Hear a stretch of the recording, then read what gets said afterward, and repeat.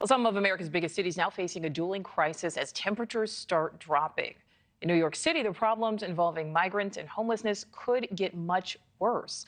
Mayor Eric Adams says he's running out of federal aid, which could force thousands out of shelters and then onto the streets. It's a similar situation in Chicago, as well as other cities which have struggled to house the growing population of asylum seekers ahead of the cold winter months. Correspondent Laura Ingle is live in New York City. And Laura, how are these cities handling these potential surges in homelessness?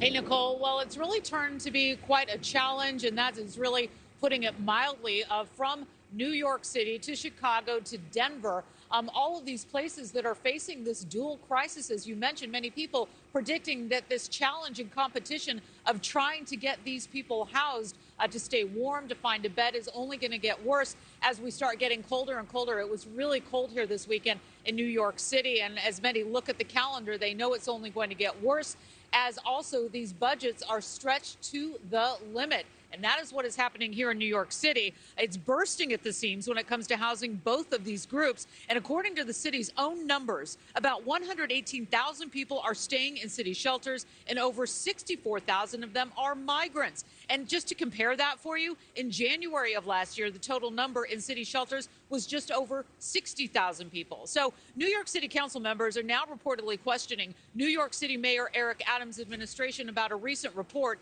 which shows a decline in everything regarding housing these two groups, from the time it takes to reoccupy a vacant New York City Housing Authority apartment to how long it takes to cut through red tape.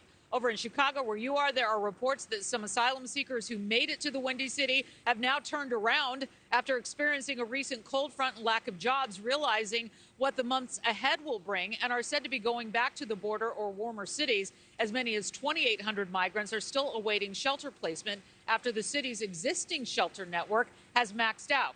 Chicago Mayor Brandon Johnson announcing a few weeks ago that the city plans to deploy warming buses at designated locations and will work with external partners and volunteers to pull together blankets, coats, and other necessities to help keep the homeless and incoming migrants warm while the city works on plans to move new arrivals indoors.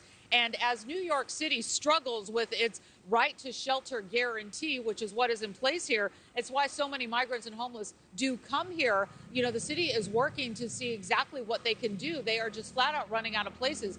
The hotel you see here behind me, we're at the Roosevelt Hotel in Midtown Manhattan. A lot of people call this the Ellis Island of New York City, which is reaching its brink as well.